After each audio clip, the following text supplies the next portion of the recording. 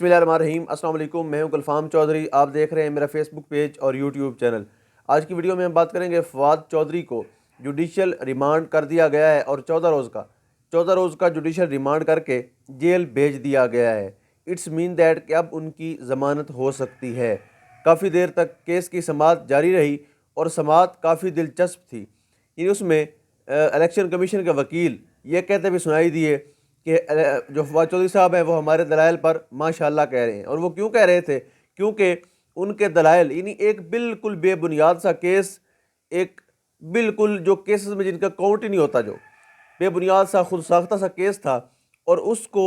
ثابت کرنے کے لیے الیکشن کمیشن کے وکیلوں کو کتنا زور لگانا پڑا، کتنا مشکل ہو گیا تھا ان کے لیے اس کو گناہ ثابت کرنا۔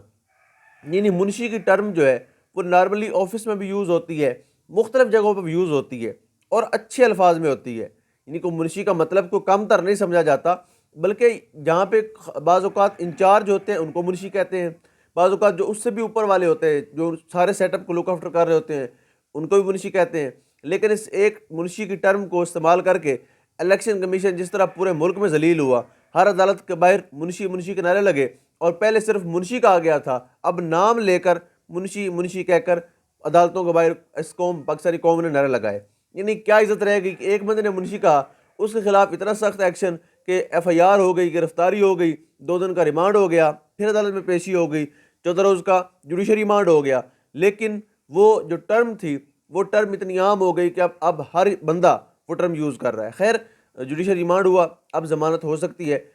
تو اس طرح سے یہ کیس کسی حد تک اپنی تکمیل تک پہنچا۔ اس کے بعد فاروق حبیب صاحب، جن کو ہم نے دیکھا کہ انہوں نے جس گاڑی میں یہ فواد چودھری کو ایک ویگو ڈالا، بلیک کلر میں اپلائیڈ فار ڈالا، اس میں فواد چودھری کو لاہور ہائی کورٹ کا حکم تھا کہ یہاں پیش کریں، لیکن اسلام آباد پولیس اسلام آباد لے کے جا رہی تھی، تو انہوں نے کالا شاہ کاکو انٹرچینج پہ روکا اور انہوں نے کہا کہ ہم آپ کو یہ نہیں کرنے دیں گے، لاہور ہائی کورٹ کا آرڈر ہے، اس کو آپ اس طرح سے دھجیاں نہ اڑائیں بلکہ ان کو عدالت میں پیش کریں۔ لیکن ان کے اس روکنے کو اور عدالتی حکم یاد کروانے کو ایک جرم بنا کر ان کے اوپر بھی ایف آئی آر کروا دی گئی ہے، اور ایف آئی آر کا متن بڑا ہومیوپیتھک ٹائپ ہے۔ یعنی اس میں اگر ہم دیکھیں تو اس کا جو آپ دیکھ رہے ہیں اسکرین پہ بھی، وہ اس میں ہے کہ جی فاروق حبیب نے اپنے کچھ ساتھیوں سمیت مسلح پولیس والوں سے واردات کرنے کی کوشش کی۔ اب دیکھیں کتنا ایک بھونڈا مذاق ہے کہ مسلح پولیس والوں سے فاروق حبیب نے واردات کرنے کی کوشش کی۔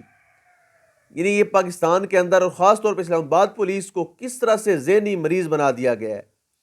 یعنی ایک سویلین جو گاڑی کو روک رہا ہے اور عدالتی حکم یاد کروا رہا ہے، عدالتی حکم یہ ہے کہ ان کو یہ عدالت میں پیش کیا جائے، آپ کہاں لے کے جا رہے ہیں؟ اس حکم کو گناہ بنا کر، اس روکنے کو بنیاد بنا کر ان کے اوپر ایف آئی آر کروا دی جاتی ہے ایک طرف، اور دوسری طرف سرکاری خرچے پہ مریم صفدر کے استقبال کی تیاریاں جاری ہیں، اور ہنا پرویز بٹ ہوں، ان کے باقی قائدین ہوں، عطا تارڑ صاحب ہوں، ان کے جتنے بھی ہوئے ہیں، وہ اس چیز کو اس طرح سے پیش کر رہے ہیں جیسے مریم صفدر کشمیر آزاد کروا کے آ رہی ہیں، یا کوئی پاکستان کے لیے کوئی اتنا بڑا پیکج لے کے آ رہی ہیں جس سے ڈالر کم ہو جائے گا، جس سے ملک کی اکانومی بہتر ہو جائے گی، جس میں سیکیورٹی کے مسائل سولو ہو جائیں گے۔ یعنی کوئی فرق نہیں پڑے گا۔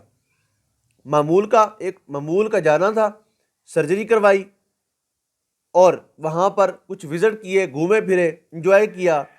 بس فیملی سے ملاقات کی، اپنے مفرور باپ سے ملاقات کی، ان کے پاس قیام کیا اور واپس آ رہی ہے۔ سمپل سی بات ہے۔ لیکن اس کو اس طرح سے پیش کیا جا رہا ہے، شیرنی آ رہی ہے، فلاں ہو رہا ہے، فلاں ہو رہا ہے۔ یعنی بد نصیبوں، پاکستانی قوم کا ٹیکس سے ادا کردہ پیسہ، پاکستانی خزانہ جس کو بری طرح تم لوگوں نے 40 سال لوٹا، اسی خرچے پر،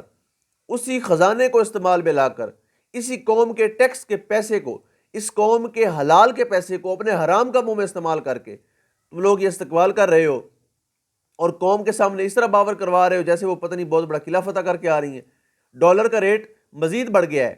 پاکستان کی تاریخ یعنی ریکارڈڈ ریٹ ہے 264 روپے پہ چلا گیا ہے، اور ابھی مزید جانا ہے۔ جو انہوں نے آئی ایم ایف کی شرائط تسلیم کی ہیں، اس کے بعد مہنگائی 10 سے 15% مزید اس میں اضافہ ہونا ہے، تو پہلے بھی ایک عام آدمی کا جینا کتنا اجیرن ہو چکا ہے، اس کا اندازہ محلات میں رہنے والوں نہیں لگا سکتے، محلے میں رہنے والوں سے پوچھیں۔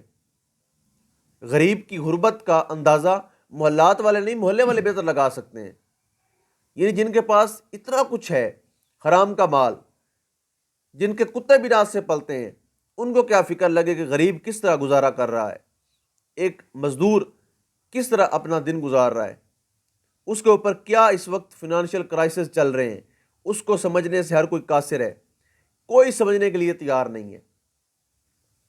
لیکن استقبال تاریخی ہونا چاہیے، 10 لاکھ بندے استقبال پہ ہوں گے۔ وہ پہلے بھی ایک استقبال ہوا تھا جب میاں صاحب اور مریم صفدر واپس آ رہے تھے اور ایئرپورٹ سے ان کو گرفتار کیا گیا تھا پاناما کیس میں۔ اب چونکہ رجیم چینج ہو چکا، NR2 ہو چکا، تو یہی قومی خزانہ ہوگا، یہی سرکاری پروٹوکول ہوگا اور اس چور کی بچی کو پاکستان میں لایا جائے گا۔ سخت الفاظ کے لیے معذرت میں اس لیے بھی نہیں کروں گا